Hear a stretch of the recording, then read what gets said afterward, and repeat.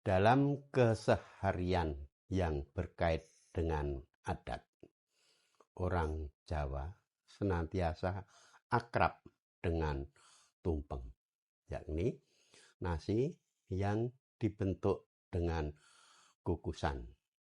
Lalu, apa kata pakar?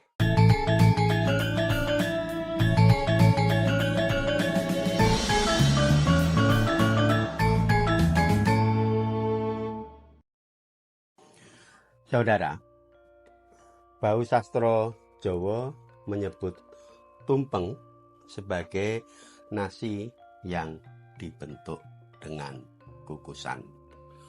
Padahal banyak yang perlu dibicarakan berkait dengan tumpeng. Pertama, bentuknya. Memang ada tumpeng yang lancip karena dibentuk dengan kukusan, dan itu disebut sebagai tumpeng lanang.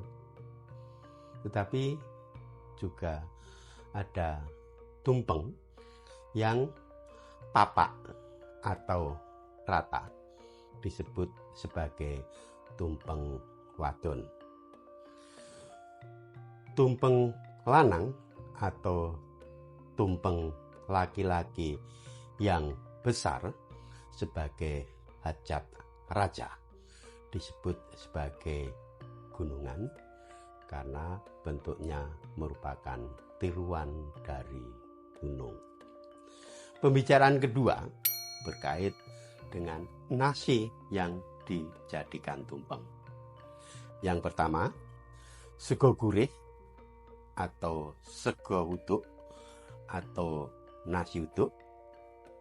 Dan yang kedua, nasi putih atau nasi biasa. Dan secara terbatas ada sego punar, yakni nasi kuning. Sego gurih biasanya dilengkapi dengan lalapan kol, kemudian kedelai hitam, dan ingkung ayam. Sementara sego putih dilengkapi dengan lauk pauk bermacam gorengan seperti lontong, cenggereng, tempe, dan sayur tahu. Ketiga, tumpeng ada yang digunakan sebagai selamatan secara pribadi atau orang per orang, tetapi ada tumpeng yang digunakan sebagai selamatan bersama, misalnya perayaan 17 Agustus, 1 Suro, Ruan, dan seterusnya. Dalam hal kedua, setiap keluarga mengeluarkan ambeng tumpeng wadon dengan kelengkapannya yang dibawa oleh kepala rumah tangga ke kediaman tetua desa atau yang dituakan. Setelah ditungani, kemudian makan bersama, sisanya dibawa pulang. Adapun selamatan yang pribadi atau orang per orang biasanya berkait dengan daur hidup, baik daur hidup pertumbuhan maupun kematian. Dalam hal kematian yang digunakan sebagai tumpeng lanang, yakni sego gurih. Dan yang untuk pertumbuhan digunakan nasi putih, berikut urap kangkung, toge, kacang panjang, dan telur. Saudara, di samping itu ada upacara selamatan yang tidak berkait dengan daur hidup. Misalnya mendirikan rumah, membangun sumur, pun menggunakan tumpeng pun, dan dilengkapi dengan sego golong, yakni nasi yang dibulatkan atau dibuat bulat seperti gula. Pun juga untuk selamatan daur hidup yang memiliki tujuan tertentu seperti tingkepan dan mantu juga menggunakan sego golong yang melambangkan golonging tekad atau golonging niat atau kebulatan tekad. Demikianlah tumpeng berikut ubo rampe atau perangkatnya memiliki nilai perlambang.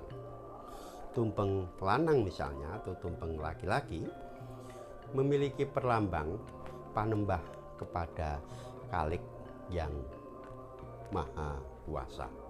Sementara itu, kangkung merupakan perlambang hidup yang tentram dan damai karena tumbuh di air. Kacang panjang merupakan perlambang hidup panjang dan menjalar menapaki hidup sesuai dengan kodrat yang berlaku pada orang bersangkutan. Sedang toge atau kecambah kacang hijau atau kecambah kedelai merupakan benih kehidupan. Demikian pun telur juga lambang kehidupan.